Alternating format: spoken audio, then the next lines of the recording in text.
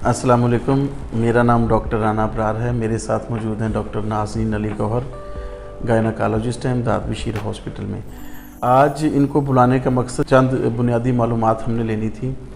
उनमें से एक ये है कि जो प्रेग्नेंट औरतें होती हैं, उनके शुरू में सिम्टम्स इस तरह के आते हैं, उन्हें उल्टी आती है, ये मतली हो रही होती है, हेडेक वगैरह हो रही होती है। तो उस बारे में थोड़ी सी डिटेल के साथ बता दीजिए कि ये बीमारी है, अगर बीमारी है तो कितनी ख़तरनाक, नॉर्मल चीज़ें हैं तो क्या है। Thank you doctor Abrar. हामला ख़वातीन में उल्टी आना, भूख ना लगना या सर में दर्द रहना, ये सब नॉर्मल है, ये कोई बीमारी की अलामत नहीं होती। ये होता इसलिए है कि हमल के दौरान कुछ ऐसे हार्मोन्स या जिनको हम केमिकल्स कह सकते हैं वो प्रोड्यूस होते हैं, जिनमें बीटा एचसीजी, प्रोजेस्टेरोन और एस्ट्रोजन है, जिनकी मिकदार ज़्यादा होने के बायस ये सारे सिम्टम्स आते हैं, ये सारी अलामात आती हैं और ये बिल्कुल नॉर्मल है। अगर बहुत ज़्यादा वो फीमेल से बेयर ना हो रहा हो, बर्दाश्त ना कर पा रही हूँ, तो हम मेडिकेशन की तरफ जाते हैं, जिसके अंदर हम इनको मेटोक्लोप्रामाइड दे सकते हैं, जो कि फर्स्ट ट्राइमेस्टर में सेफ है। डॉक्टर साहब, आमतौर पे देखा गया मीन्स इस तरह के पेशेंट भी प्रेजेंट होते हैं जो शुगर के मरीज़ होते नहीं, लेकिन प्रेगनेंसी के बाद वो डायबिटिक हो जाते हैं, या उन्हें ब्लड प्रेशर की बीमारी नहीं होती, लेकिन प्रेगनेंसी के बाद ब्लड प्रेशर उनका मुसलसल हाई हो रहा होता है। तो इसके बारे में थोड़ी डिटेल बताइएगा हमारे नाज़रीन को। जी सर, इसमें ये है कि जो सबसे पहले तो हम बात कर लेते हैं शुगर की।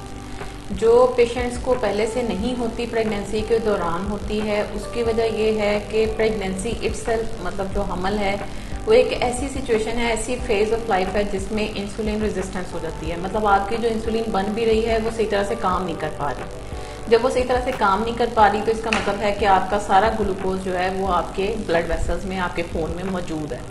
जब हम ऊपर से और भी ज़्यादा मीठा लेते हैं या ऐसी चीज़ें लेते हैं, या हम सेडेंट्री, अक्सर ख़वातीन जो होती हैं वो बिल्कुल बेड रेस्ट पे चली जाती हैं बगैर किसी वजह के। अगर कोई पैथोलॉजिकल प्रॉब्लम ना हो जिसमें आपको आपके फिजिशियन ने, आपके डॉक्टर ने नहीं रिकमेंड किया बेड रेस्ट, तो आप बेड रेस्ट ना करें। हल्की फुल्की वॉक डे एंड नाइट पे चलती रहनी चाहिए, वो आपकी इंसुलिन रेजिस्टेंस को कम करती है। जब आपकी इंसुलिन रेजिस्टेंस भी ज़्यादा होगी, आपका सेडेंट्री लाइफस्टाइल, मतलब हर वक्त बैठे रहना या बेड रेस्ट करना, ऊपर से खाने पीने की चीज़ें ऐसी लेना, तो वो सारी डायबिटीज़ की वजह बनता है। रही बात सर हाइपरटेंशन की, मतलब बीपी का जो मर्ज़ है वो क्यों होता है ड्यूरिंग प्रेगनेंसी या आफ्टर प्रेगनेंसी, उसमें मेन वजह ये है कि जब बच्चे के ब्लड वेसल्स बन रहे होते हैं, उसकी खून की नालियाँ बन रही होती हैं, तो वो आंवल के अंदर स्पाइरल आर्टरीज हम उसको बोलते हैं मेडिकल टर्म में, उसकी फॉर्म में वो इन्वेड हुई होती हैं, उसके अंदर जकड़ी हुई होती हैं।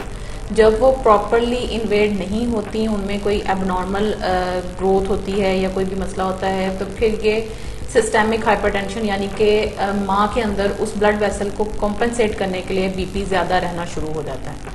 उसकी वजह से ड्यूरिंग प्रेगनेंसी बीपी हाई रहता है। दूसरी बात यह है कि बीपी हाई बाद में क्यों होता है प्रेगनेंसी के, तो प्रेगनेंसी के बाद की जो स्टेज है वो हाई कार्डिक आउटपुट की स्टेज होती है, मतलब उसमें आपका जो हार्ट है वो ज़्यादा वर्क कर रहा होता है। जिनको ड्यूरिंग प्रेगनेंसी रहती है हाइपरटेंशन, उनको बाद में भी होने के चांसेस होते हैं। इसलिए हम रिकमेंड करते हैं कि पेशेंट्स अपना पोस्ट ओ प्लाज्मी फॉलोअप कराएं, एटलीस्ट 6 वीक्स तक उनका होना चाहिए, ताकि हम उनकी हाइपरटेंशन या गेस्टेशनल डायबिटीज़ को अच्छे तरीके से जो है वो रूल आउट कर सकें और उसके साथ उसको मैनेज कर सकें। इसको प्रिवेंट करने का तरीका ये है कि आप अपनी ड्यूरिंग प्रेगनेंसी डाइट अच्छी रखें, प्रॉपर डाइट लें, फाइबर्स होने चाहिए उसके अंदर, कार्बोहाइड्रेट प्रॉपर पोर्शन होना चाहिए, ज़्यादा लिपिड्स, ज़्यादा फैट्स, ज़्यादा चिकनाई वाली चीज़ें या नमक से परहेज़ करें, जितना मुनासिब हो उतना लें। बहुत ज़्यादा चीज़ों के ऊपर डाल के, जैसे दिल ख़राब होता है अक्सर लोगों का, ख़वातीन का, तो वो नमक का इस्तेमाल ज़्यादा कर देती हैं, फ्रूट्स पर डाल के इस्तेमाल करती हैं या इस तरह से, तो उससे परहेज़ करेंगी तो हाइपरटेंशन से, यानी कि ब्लड प्रेशर से बचा जा सकता है। डॉक्टर साहब बहुत शुक्रिया आपका।